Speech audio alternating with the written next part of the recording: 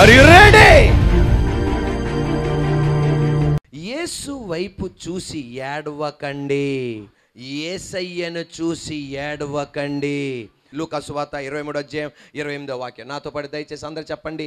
యేసు వారి వైపు తిరిగి, యెరూషలేము కుమార్తెలారా, నా నిమిత్తము ఏడవకుడి, మీ నిమిత్తమును మీ పిల్లల నిమిత్తమును ఏడ్వుడి. The gospel of Luke 23rd chapter 28th verse నాతో పాటు. Jesus turned and said to them, daughters of Jerusalem, do not weep for me, weep for yourselves and for your children. యేసు ప్రభువారు సిలువనెత్తుకొని యెరూషలేం వీధుల్లో నుండి గొల్గోతా కొండపైకి వెళ్తున్నాడు. ఒక గొర్రెను బలి అర్పించడానికి ఎలాగైతే బలిపీఠం దగ్గరికి తీసుకెళ్తారో, ఇదిగో లోక పాపమును మోసుకొని పోవు దేవుని గొర్రె పిల్ల అన్న యేసయ్యని యెరూషలేం వీధుల నుండి గొల్గోతా కొండపైకి తీసుకెళ్తున్నారు. ఒక గొర్రెని మామూలుగా తీసుకెళ్ళి ఆ బలిపీఠం మీద హింసిస్తారు, బలిపీఠం మీద బలి అర్పిస్తారు. కానీ యేసయ్యను కొరడాతో కొట్టి రిబ్బన మొక్కలాగా శరీరం వేలాడుతుంది. తలకు ముళ్ళ కిరీటం పెట్టి కర్రతో కొట్టారు. రక్తం కారుతుంది, రక్తం బ్లీడ్ అవుతుంది. భారభరితమైన సిలువను మోసుకుంటూ గొల్గోతా కొండపైకి వెళ్తున్నాడు. ఒకటో కోర్టులో మాట్లాడమన్నారు, మాట్లాడలా. రెండో కోర్టులో మాట్లాడలా. మూడవ కోర్టులో మాట్లాడలా. నాలుగవ కోర్టులో మాట్లాడలా. ఐదవ కోర్టులో మాట్లాడలా. ఆరవ కోర్టులో మాట్లాడలా. పిలాతు జడ్జిమెంట్ సీటు దగ్గర, పిలాతు న్యాయపీఠం దగ్గర పిలాతు మాటికి మాట్లాడమన్నాడు, మాట్లాడలా. ఒక మాట్లాడిగాడు, నువ్వు రాజువా అని అడిగాడు, మాట్లాడలా. మళ్ళా రెట్టించి అడిగాడు, నువ్వు రాజువా అని అడిగాడు. వెంటనే నా యేసయ్య నోరు తెరిచాడు, నువ్వు అన్నట్టు నేను రాజునే అన్నాడు. తర్వాత 2-3 మాటలు మాట్లాడాడు. పిలాతు యేసయ్యని కొరడాతో కొట్టించమని శిక్షకు విధించాడు. కొరడాతో కొట్టారు. రిబ్బన్ ముక్కలాగా వేలాడుతుంది. ఒక చోటకి తీసుకొచ్చి వస్త్రాలు తీసి ఓదా రంగు వస్త్రం వేసి ఒక రాజుగారిలాగా కిరీటం వేసి కర్రతో పాట్మని కొట్టారు.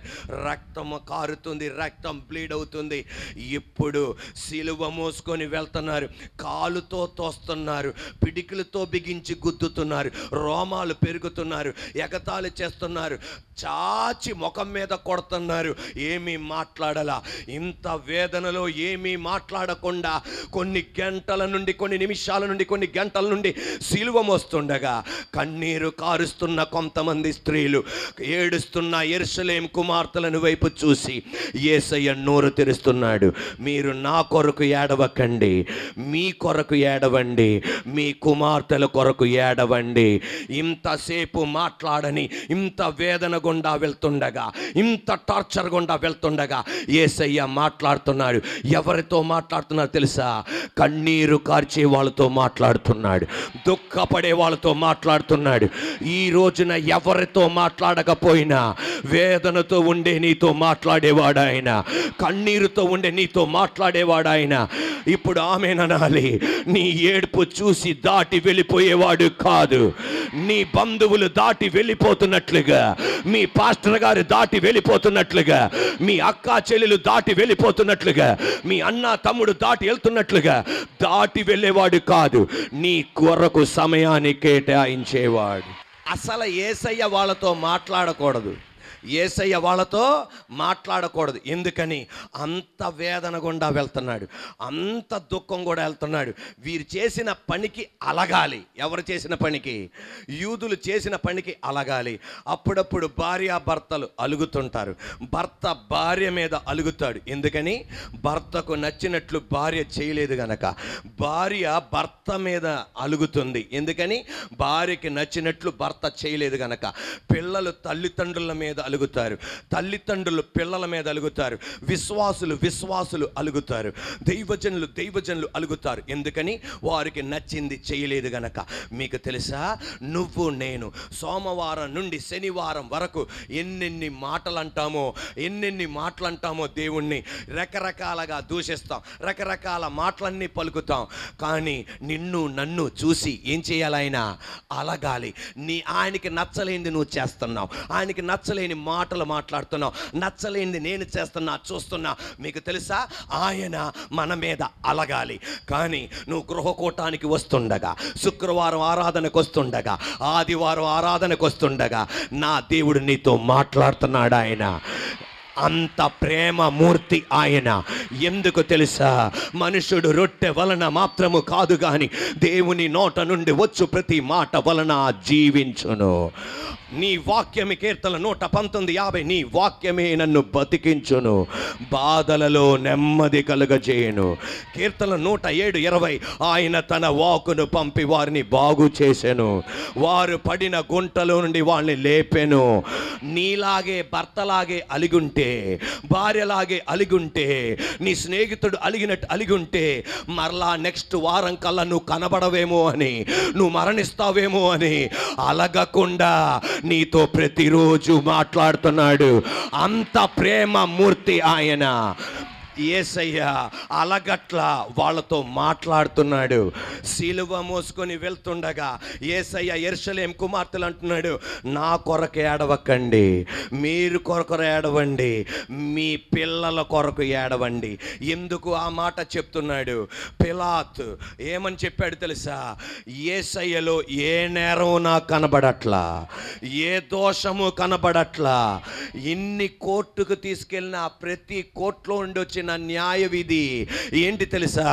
ఈయనలో ఏ నేరం లేదు.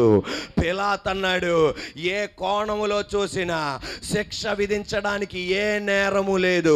ప్రపంచములో ఎవరు కూడా ఈ మాట చెప్పలా. యోహాను సువార్త 8వ అధ్యాయంలో యేసయ్య ఒక మాట అన్నాడు, can anyone prove me that I am guilty of sin? నాలో పాపమున్నదని ఎవరన్నా స్థాపించగలరా? ఎప్పటి వరకు ఎవడు అనలేడు కూడా. యేసయ్య ఒక్కడే అనగలిగాడు. ఈ స్టేజీ మీద నుంచుని ఆ మాట నేను అనలేను, ఏ పాస్టర్ గారు అనలేరు, ఏ టీవీ ప్రసంగికుడు అనలేడు. నా యేసయ్య ఒక్కడికే దమ్ముందా మాట అనడానికి. అటువంటి ఏ నేరం లేదు అన్నాడు. కానీ అందరూ ఏమన్నారు తెలుసా? ఆయనకి సిలువేయండి, మీరు చెప్పే దాంట్లో ఏ అర్థం లేదన్నాడు. ఎవరు? పిలాతు అన్నాడు, మీరు చెప్పే దాంట్లో అర్థం లేదు, నేను మాత్రం ఆయనకి సిలువ శిక్షకు అప్పగించను. అలా కుదరదు. వాళ్ళ కేకలే జయించినాయి. అవును, మీరు చెప్పినట్లే సిలువకు అప్పగిస్తా. ఏ నిర్దోషిని, అన్యాయం చేయలేని ఈ పవిత్రుణ్ణి నేను గనక సిలువ శిక్షకి సంతకం పెట్టాననుకో, ఆ దోషం నా బిడ్డల మీదకి వస్తుంది, నా భార్య బిడ్డల మీదకి వస్తుంది. ఒక పాత్రలో నీళ్లు తీసుకొని చేతులు కడుక్కొని, యేసయ్యా నీ పవిత్రుడివి నువ్వు, ఏ దోషం లేని నువ్వు, నాయనా నేను శిక్ష ప్రకటిస్తున్నా. నాకు తెలుసు నువ్వు ఏ దోషము చేయలేదని. వాళ్ళ కేకల వల్ల నేను ఇస్తున్నా. ఆ దోషం నాకు కానీ, నా బిడ్డల మీద కానీ, నా భార్య మీద పడకూడదు. వెంటనే పిలాతు అన్నాడు, మరి ఈ దోషం ఎవరి మీద పడాలి అనగానే యూదులు ఏమన్నారు తెలుసా? వాళ్ళ పిల్లల మీదకి పడును గాక అన్నారు. అంతే, ఆ దోష శిక్ష వాళ్ళ నోటి నుండి ఆ శాపనార్థం వాళ్ళు పలికారు. యేసయ్య అంటున్నాడు, యెరూషలేము కుమార్తెలారా మీరు ఏడవండి. ఎందుకు తెలుసా? పట్టణం రాయి మీద రాయి లేకుండా శిథిలమవ్వబోతుంది. యుద్ధం రాబోతుంది. ఇశ్రాయేల్ ప్రజలు చెదిరిపోబోతున్నారు. రోమీలు వచ్చి నిండు నెల గర్భవతిని కత్తితో కోసి బిడ్డను బయట తీసేపోతున్నారు. ముక్క చక్కలైపోతున్నారు. ఆ దోషం మీ మీద పడకుండా ఉండడానికి మీ కొరకు మీరు ఏడవండి, మీ పిల్లల కొరకు ఏడవండి. మీరు ఏడిస్తే ఆ దోషం మీ మీద పడకుండా నేను కాపాడతా. ఆ దోషం మీ బిడ్డల మీద పడకుండా నేను కాపాడతా. మోషేతో దేవుడు అన్నాడు, ఈ 30 లక్షల మంది ప్రజల్ని నాశనం చేసేస్తా అనగానే సాష్టాంగ పడ్డాడు మోషే. తండ్రి, ఈ శాపం వాళ్ళ మీద పడకూడదు, ఉగ్రత పడకూడదు. దేవుడు అన్నాడు, నీ ప్రార్థన ఆలకించి వాళ్ళందరినీ కాపాడుతా. నినవే పట్టణ ప్రజలను 40 పగళ్ళు 40 రాత్రిలో బూడిద చేసేస్తానన్నాడు. కానీ వాళ్ళు చిన్న బిడ్డ మొదలుకొని పెద్ద వాళ్ళు వరకు గోనె పట్టా కట్టుకొని ఉపవాసం ఉండి ప్రార్థన చేయగా వాళ్ళ పశ్చాత్తాపాన్ని చూసి ఆ ఉగ్రతను కొట్టిపడేశాడు. నీ పిల్లల కొరకు ఏడవండి, నీ కొరకు ఏడవండి అని యేసయ్య నోట్లో నుండి వచ్చింది. కానీ వాళ్ళు అది చేయలా. తద్వారా ఇశ్రాయేల్ దేశం ముక్క చెక్కలైపోయింది. యూదులు నానా దేశములో వాళ్ళు చెదరిపోయారు. అప్పుడు వాళ్ళు ఏమనుకున్నారు తెలుసా? ఇటువంటి బిడ్డల్ని ఎందుకు కన్నా? అప్పటి వరకు జన్మమిచ్చిన గర్భపాత్ర ఎంత ఘనతతో అనుకున్నారు. కానీ అప్పుడు ఈ సంఘటన జరగగానే ఏమన్నారు తెలుసా? అయ్యయ్యయ్యో, గొడ్రాలు గర్భమే గొప్పది అనుకున్నారు. ఈ రోజున దేవాది దేవుడు చెప్పేది, అటువంటి మాటలు మనకి రాకముందే నీ కుటుంబం కొరకు కన్నీరు కార్చాలి, నీ పిల్లల కొరకు నువ్వు కన్నీరు కార్చాలి. అది ఏ శాపమైనా కొట్టివేయగలడు, ఏ ఉగ్రత అయినా కొట్టివేయగలడు, ఏ శిక్ష అయినా కొట్టివేయగలడు. అంత మాత్రమే కాదు, ఈ రోజున అనేక మంది తల్లిదండ్రులు ఏం చేస్తున్నారు తెలుసా? అనేక మంది ఈ రోజున ఎటువంటిదంటే ఎవరు కూడా భక్తిలో నిలబడలేని పరిస్థితులు గుండా వెళ్తున్నారు, పరిశుద్ధతలో నిలబడలేని స్థితులు గుండా వెళ్తున్నారు, వాక్య జీవితంలో నిలబడలేని పరిస్థితి గుండా వెళ్తున్నారు. అటువంటి టైంలో నీళ్ళ ప్రవాహాన్ని కొట్టి వెళ్ళిపోకుండా నువ్వు కన్నీరు కార్చాలి. దేవా, నేను నిలబడే శక్తి నాకు దయచేవా. ఈ రోజున బిడ్డలను చూసి ఇలాంటి బిడ్డల్ని ఎందుకు కన్నానా, ఈ బిడ్డలకు ఎందుకు జన్మమిచ్చానా అని తల్లిదండ్రులు ఏడుస్తున్నారు. పిల్లలు లేని ఆ స్త్రీనే శ్రేష్టం అనుకుంటున్నారు. అది నీకు రాకుండా ఉండడానికి నువ్వేం చేయాలి? నీ కుటుంబం కొరకు, నీ పిల్లల కొరకు ఏం కార్చాలి? కన్నీరు కార్చాలి. అతి త్వరలో యేసయ్య రాబోతున్నాడు, మేఘారుడై రాబోతున్నాడు, గంభీర నాదముతో రాబోతున్నాడు, ప్రధాన దూత శబ్దముతో రాబోతున్నాడు. ఆయన రెండవ రాకడలో ఇద్దరు మంచం మీద పడుకుంటే, భార్యాభర్తలు పడుకుంటే, భార్య దేవుని నమ్ముకుంటే భార్య ఎత్తబడుతుంది, భర్త విడబడతాడు. అది భయంకరం.